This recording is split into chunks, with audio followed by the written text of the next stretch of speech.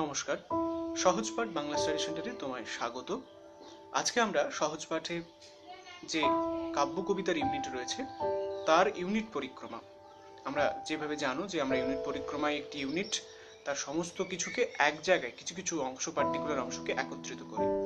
যেমন আমরা ইতিমধ্যে ছোট গল্পের ইউনিট তোমরা যা দেখেছো, পেয়েছো, জেনেছো, যা থেকে তোমরা খুব উপকৃত হয়েছো, এমনকি কেউ কেউ আমার কাছে পিডিএফ চেয়েছো। আজকের এই পিডিএফ আগেই বলি যে এই পিডিএফ পেয়ে যাবে, তার জন্য আমাদের যে হোয়াটসঅ্যাপ নাম্বার রয়েছে তার সাথে যোগাযোগ করলে সেখানে পেয়ে যাবে। একটা পেমেন্ট করতে হবে তার জন্য, সেটা যাই হোক। যেভাবে ছোট গল্পের ইউনিট তোমরা পেয়েছো, ইউনিট পরিক্রমা, যেখানে প্রত্যেকটি ছোট গল্পের তথ্যসূত্র মানে প্রকাশ তথ্য সংক্রান্ত এবং গল্পের নানান খুঁটিনাটি তথ্যসূত্র যেগুলো দরকারি সেগুলো রয়েছে, তেমনি আজকের পর্বে আমরা কবিতার বিষয়ে এর আগে অনেকগুলি অনুরোধ এসেছিল, যেখানে প্রবন্ধ, আমাদের কাব্য কবিতা বা রবীন্দ্র সাহিত্য বা নকশা উপন্যাস, ছন্দ অলঙ্কার ইত্যাদি বিষয়ে এইসব খুঁটিনাটি তথ্যসূত্র অনেকে অনুরোধ করেছো। তাদের সবাইকে বলি যে আমি সবকিছু আপলোড করবো, একটু অপেক্ষা করো, যাতে একটু সময় ধরে ধরে নিশ্চয়ই সবকিছু পেয়ে যাবে। আপলোড করব, কোনো অসুবিধা নেই। আজকে আমরা তেমনই সবার অনুরোধে এবং সবাই যেটা অনুরোধ করেছো তার একটু দেরি হলেও আমরা আজকে পর্বটি উপস্থাপিত করছি, যেখানে সমস্ত ছোট গল্প পেরিয়ে আজকে আমরা সমস্ত কবিতার একটি কাজ করে নিয়ে এসেছি, যেখানে সমস্ত কবিতার তথ্যসূত্রকে আমরা একত্রে পাবো। যেখানে যেমন মূল কাব্যগ্রন্থ, পত্রিকা প্রকাশ বা অন্যান্য স্তবক, চরণ ইত্যাদি যে সমস্ত তথ্য রয়েছে সেই তথ্যগুলোকে আমরা একত্রিত করেছি। যেভাবে আমরা অল্প সময়ে তোমাদের কাছ থেকে এত ভালোবাসা পেয়েছি, এত জনপ্রিয় হয়েছে আমাদের নানান পর্ব, যেমন বাংলা ছোট গল্পের এই যে ভিডিওটির কথা আমি বললাম। এছাড়া আমাদের ইউনিট পরিক্রমায় ভারতীয় কাব্যতত্ত্বের যারা কবিরা রয়েছেন তাদের নানান কাব্যতত্ত্ব বিষয়ক গ্রন্থ একটি তালিকা রয়েছে, তাদের সময়কাল রয়েছে, যা থেকে এবার প্রশ্ন এসেছিল, মানে সরাসরি যদি কেউ তালিকাটা দেখে থাকো, মনে রাখার চেষ্টা করো, তাহলে কবিদের বা কাব্যতত্ত্বের যে আলংকারিকরা রয়েছেন তাদের যে তালিকা, সময়কালের তালিকা সেটি রয়েছিল। সে থেকে নিশ্চয়ই অনেকে উপকৃত হয়েছে, আমাকে অনেকে জানিয়েছে, খুবই ভালো লেগেছে। তোমরা যে উপকৃত হও, তোমরা আমাদেরকে উৎসাহিত করো এবং আমরা তোমাদের পাশে আছি বা তোমরা আমাদের পাশে আছো, এই একটা সহাবস্থান থেকে আমরা একটা সুন্দর চর্চা চালিয়ে যাচ্ছি এই দুঃসময়ে আমরা আমাদের কিন্তু চর্চা থামাবো না, কারণ আমাদের প্রস্তুতি জীবনে থেমে থাকার কিন্তু নয়, আমাদেরকে এগিয়ে যেতে হবে যেভাবে হোক। কিন্তু অবশ্যই আমাদেরকে এই মহামারীর সময়ে সমস্ত বিধি নিষেধ মেনে দূরত্ব, সামাজিক দূরত্ব, শারীরিক দূরত্ব বজায় রেখে আমাদের কিন্তু নিজেদের চর্চা, নিজেদের প্রস্তুতি কিন্তু চালিয়ে যেতে হবে। সেই প্রস্তুতিরই আজকে একটি পর্ব, যেখানে কাব্য কবিতার পর্ব রয়েছে। এখন সেই পর্ব তোমরা দেখবে। অনুরোধ করব, যদি এই পর্ব ভালো লেগে থাকে তাহলে অবশ্যই শেয়ার করে একটু, যারা বন্ধুরা রয়েছে তাদের কাছে আমাদের কথা জানাবে। আর যারা নতুন রয়েছে আজকের পর্বে তাদেরকে অনুরোধ করব অবশ্যই সহজ পাঠকে সাবস্ক্রাইব করে দাও এবং তার নোটিফিকেশন অন রাখো, কেননা সহজ পাঠে কিন্তু সাপ্তাহিক মক টেস্ট হয়, যেখানে তোমার প্রস্তুতির তুমি একটা টেস্ট দিতে তার একটা রিভিউ জানতে পারবে, বুঝতে পারবে। তার জন্য অবশ্যই কিন্তু সহজ পাঠ সাবস্ক্রাইব করতে হবে। আর যাদের এই পর্ব ভালো লাগবে তারা অবশ্যই লাইক করবে। যদি কোনো মন্তব্য থাকে, যদি ভালো লাগা উচ্ছ্বাস প্রকাশিত হয় তাহলে অবশ্যই কমেন্ট করবে। আর যদি খারাপ লেগে থাকে তাহলেও আনলাইক করবে, কোনো অসুবিধা নেই। কিন্তু আমাদের সৌভাগ্য, আমরা এখন অবধি কোনো পর্বে আনলাইক পাইনি। এটা আমাদের বেশ একটা গর্ব করার মতোই বিষয়। আমরা সেরকমই কাজ করি, তোমাদের পাশে থাকি, তোমরা আমাদের পাশে থাকো, এবং এই সব কিছু মিলে আমরা একটা সুন্দর পরিবার হয়ে উঠেছি এই অল্প সময়ে। তাই সবাইকে আবারও শুভেচ্ছা জানিয়ে আজকের পর্ব শুরু করছি। এখন চলো আজকের পর্বটা দেখে নিই।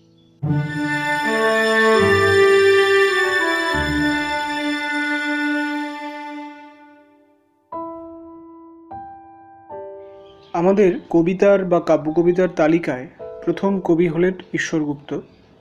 তাঁর সময়কাল 1812 থেকে 1859। তার তত্ত্ব, বড়দিন, স্নানযাত্রা, পাঁটা, তপসে মাছ, আনারস, পিঠাপুলি এই কবিতাগুলি আমাদের সিলেবাসের মধ্যে রয়েছে, যেগুলি সবগুলি ঈশ্বরগুপ্তের শ্রেষ্ঠ কবিতা এই গ্রন্থে পাওয়া যায়। তার মধ্যে দুটি কবিতার আমরা প্রকাশ তথ্য পেয়েছি। তপসে মাছ, যেটি সংবাদ প্রভাকর পত্রিকায় 31শে জ্যৈষ্ঠ 1256 বঙ্গাব্দে প্রকাশিত হয়েছিল। আনারস কবিতাটি সংবাদ প্রভাকর পত্রিকার 28শে আষাঢ় 1256 বঙ্গাব্দে প্রকাশিত হয়েছিল। এই কবিতাগুলি অবশ্যই ভালো করে পড়া প্রয়োজন। এর মধ্যে তত্ত্ব কবিতায় 12টি স্তবক এবং 96টি চরণ রয়েছে। বড়দিন কবিতায় 166টি চরণ রয়েছে। এছাড়া আনারস কবিতায় 116টি চরণ রয়েছে। বাকি কবিতাগুলি একটু অবশ্যই বেশ যত্ন করে নিজেরা পড়ে নিও। মধুসূদন দত্ত পরবর্তী আমাদের কবি, যার জীবৎকাল 1824 থেকে 1873। তার মেঘনাদবধ কাব্য আমাদের পাঠ্য, যার প্রকাশ হয়েছিল 1861 খ্রিস্টাব্দে। প্রথম খণ্ড হিসেবে 1 থেকে 5 সর্গ জানুয়ারি 1861-তে প্রকাশিত হয়েছিল। দ্বিতীয় খণ্ড হিসেবে 6 থেকে 9 সর্গ, এই সংখ্যাটি বা এই পর্বটি জুন 1861-তে প্রকাশিত হয়েছিল। মোট 9টি সর্গ নিয়ে এই আধুনিক মহাকাব্যটি বা সাহিত্যিক মহাকাব্যটি গড়ে উঠেছে। এই 9টি সর্গ হলো অভিষেক, অস্ত্রলাভ, সমাগম, অশোকবন, উদ্যোগ, বধ, শক্তি নির্ভেদ, প্রেতপুরী ও সংস্ক্রিয়া। হেমচন্দ্র বন্দ্যোপাধ্যায়ের সম্পাদনায় প্রথম এটি অখণ্ড রূপে প্রকাশিত হয়েছিল এবং জগৎবন্ধু ভদ্র এর প্যারোডি রচনা করে ছুচুন্দরী বধ নামে একটি কাব্য রচনা করেছিলেন। সেগুলি আমাদের জেনে রাখা ভালো। তবে এই 9টি সর্গের যে কাব্য সেটিকে যত্ন করে পড়া আমাদের প্রয়োজন। পরবর্তী কবি বিহারীলাল, যার জীবৎকাল 1835 থেকে 1894। তার সাধের আসন, যেটি 1889 বঙ্গাব্দে প্রকাশিত হয়েছিল। যদিও কাব্যটি প্রথমে 1285 ফাল্গুন থেকে 1296 মাঘ 1295 ফাল্গুন থেকে 1296 মাঘ মাস পর্যন্ত মালঞ্চ পত্রিকায় প্রকাশিত হয়েছিল, যে মালঞ্চ পত্রিকার সম্পাদক ছিলেন ঠাকুরদাস মুখোপাধ্যায়। পত্রিকাটি 1295 পৌষ সংখ্যায় প্রথম প্রকাশিত হয়েছিল। পরে বাকি অংশ প্রদীপ পত্রিকায়, আরেকটি মাসিক পত্রিকা, সেখানে প্রকাশিত হয়েছিল এবং যে পত্রিকার সম্পাদক ছিলেন সম্পাদক রামানন্দ চট্টোপাধ্যায়। প্রদীপ পত্রিকাটি প্রকাশিত হয়েছিল পৌষ 1304 বঙ্গাব্দে। এই কাব্যটি মোট 10টি সর্গে বিভক্ত এবং প্রত্যেকটি সর্গের নামকরণ রয়েছে, যেমন প্রথম সর্গের নাম মাধুরী, দ্বিতীয় স্বর্গের নাম গোধূলি ও নিশীথে, তৃতীয় স্বর্গের নাম প্রভাত ও যোগেন্দ্রবালা, চতুর্থ স্বর্গের নাম নন্দনকানন, পঞ্চম স্বর্গের নাম অমরাবতীর প্রবেশপথ, ষষ্ঠ স্বর্গের নাম কেতুমি, সপ্তম স্বর্গের নাম মায়া, অষ্টম স্বর্গের নাম শশীকলা, স্থির সৌদামিনী বীণা এবং কিন্নর গীতি, নবম স্বর্গের নাম আসনদাত্রী দেবী, দশম স্বর্গের নাম পতিব্রতা এবং উপসংহার যে অংশ তারও দুটি কবিতা আলাদা করে রয়েছে, শোক সঙ্গীত এবং শান্তিগীতি। আমরা যদি স্তবক সংখ্যা দেখি তাহলে দেখব যে প্রথম স্বর্গে সবচেয়ে বেশি স্তবক রয়েছে, 30টি স্তবক রয়েছে। এটি পত্রিকায় অর্থাৎ মালঞ্চ পত্রিকায় ফাল্গুন 1295 প্রকাশিত হয়েছিল। দ্বিতীয় স্বর্গ, যার স্তবক সংখ্যা গোধূলিতে 6 এবং নিশীথে 15, সেটি চৈত্র 1295 প্রকাশিত হয়েছিল। তৃতীয় স্বর্গ প্রভাত যোগেন্দ্রবালা 7+9, অর্থাৎ 7টি প্রভাত এবং 9টি যোগেন্দ্রবালাতে স্তবক রয়েছে। বৈশাখ জ্যৈষ্ঠ 1296 সেটি প্রকাশিত হয়েছিল। চতুর্থ স্বর্গ স্তবক 25টি স্তবক রয়েছে, যা প্রকাশিত হয়েছিল পৌষ মাঘ 1296 বঙ্গাব্দে। এছাড়া পঞ্চম স্বর্গ অমরাবতীর প্রবেশপথে 16টি স্তবক রয়েছে। ষষ্ঠ স্বর্গে কেতুমিতে 23টি স্তবক রয়েছে। মায়া সপ্তম স্বর্গ, সেখানে 33টি স্তবক রয়েছে। অষ্টম স্বর্গের 2+5+4 এইভাবে স্তবক রয়েছে। নবম স্বর্গে 20টি স্তবক রয়েছে। দশম স্বর্গে 12টি স্তবক এবং উপসংহার অংশে 10টি স্তবক রয়েছে। পরবর্তী আমাদের কবি কামিনী রায়, যার জীবৎকাল 1864 থেকে 1933। তার কবিতার রয়েছে যে সুখ, চন্দ্রবীড়ের জাগরণ, সে কি, প্রণয়ে ব্যথা, দিন চলে যায়। এই সবকটি কবিতায় তার আলো ও ছায়া এই কাব্যগ্রন্থের অন্তর্গত এবং সবকটি 1889 খ্রিস্টাব্দে কবিতাগুলি প্রকাশিত হয়েছিল এবং আলো ও ছায়া সেই সময় তার প্রকাশিত একটি কাব্যগ্রন্থ। কবিতার গঠনে যদি সুখ, তার স্তবক সংখ্যা 25 এবং চরণ সংখ্যা 100। চন্দ্রাবীড়ের জাগরণ, সেখানে স্তবক সংখ্যা 9, চরণ সংখ্যা 54। সে কি, তার স্তবক সংখ্যা 1, চরণ সংখ্যা 28। প্রণয়ে ব্যথা, স্তবক সংখ্যা 2, চরণ সংখ্যা 20। দিন চলে যায়, স্তবক সংখ্যা 2 এবং চরণ সংখ্যা 15। পরবর্তী কবি কাজী নজরুল ইসলাম, 1898 থেকে 1976 যার জীবৎকাল। তার বিদ্রোহী আজ সৃষ্টি সুখের উল্লাসে, সর্বহারা আমার কৈফিয়ত, পূজারিণী এবং সব্যসাচী আমাদের পাঠ্য, যার মধ্যে বিদ্রোহী কবিতাটি অগ্নিবীণা কাব্যগ্রন্থের অন্তর্গত। আজ সৃষ্টি সুখের উল্লাসে সেটি দোলনচাপা কাব্যগ্রন্থের অন্তর্গত। সর্বহারা সর্বহারা নাম কাব্যগ্রন্থের অন্তর্গত। আমার কৈফিয়ত সর্বহারা কাব্যগ্রন্থের অন্তর্গত। পূজারিণী দোলনচাপা কাব্যগ্রন্থের অন্তর্গত এবং সব্যসাচী সেটি ফণী মনসা কাব্যগ্রন্থের অন্তর্গত। কবিতাগুলি প্রকাশিত হয়েছিল, বিদ্রোহী কবিতাটি প্রকাশিত হয়েছিল বিজলী পত্রিকায় মাঘ 1328 বঙ্গাব্দে। আজ সৃষ্টি সুখের উল্লাসে এই কবিতাটি কল্লোল 1330 কল্লোল পত্রিকায় 1330 বঙ্গাব্দে প্রকাশিত হয়েছিল সংখ্যায়। সর্বহারা কবিতাটি লাঙ্গল পত্রিকায় বা 24শে চৈত্র 1332 বঙ্গাব্দে প্রকাশিত হয়েছিল। আমার কৈফিয়ত বিজলী পত্রিকায় 1332 বঙ্গাব্দে প্রকাশিত হয়েছিল। পূজারিণী বৈশাখ 1330 বঙ্গাব্দে প্রকাশিত হয়েছিল এবং সব্যসাচী লাঙ্গল কার্তিক 1332 বঙ্গাব্দে প্রকাশিত হয়েছিল। আমরা ইতিমধ্যে এর কাব্যগ্রন্থ এবং পত্রিকার কথা বললাম। এখন যদি স্তবক সংখ্যা দেখি তাহলে দেখব বিদ্রোহী কবিতায় মোট 13টি স্তবক রয়েছে। আজ সৃষ্টি সুখের উল্লাসেতে 7টি স্তবক, সর্বহারাতে 5টি স্তবক, আমার কৈফিয়তে 14টি স্তবক, পূজারিণীতে 26টি স্তবক এবং সব্যসাচীতে 9টি স্তবক রয়েছে। পরবর্তী কবি জীবনানন্দ দাশ তাঁর বোধ, হাইচিল, সিন্ধু সারস, শিকার, গোধূলি সন্ধির নৃত্য এবং রাত্রি এই গুরুত্বপূর্ণ কবিতাগুলি রয়েছে, যার মধ্যে বোধ ধূসর পাণ্ডুলিপি 1936-এ প্রকাশিত যে কাব্যগ্রন্থ তার অন্তর্গত। হাইচিল বনলতা সেন কাব্যগ্রন্থের অন্তর্গত, যার প্রকাশ হয়েছিল 1942 সালে। সিন্ধু সারস তার কাব্যগ্রন্থ মূল মহাপৃথিবী 1944-এ সেটি প্রকাশিত হয়েছিল। শিকার কবিতাটিও বনলতা সেন কাব্যগ্রন্থের অন্তর্গত। গোধূলি সন্ধির নৃত্য সেটি সাততারা ত্রিমির তার বিখ্যাত কাব্যগ্রন্থ, যেটি 1948-এ প্রকাশিত হয়েছিল। সেই কাব্যগ্রন্থের অন্তর্গত এই কবিতাটি, এবং রাত্রিও সেই কাব্যগ্রন্থের অন্তর্গত।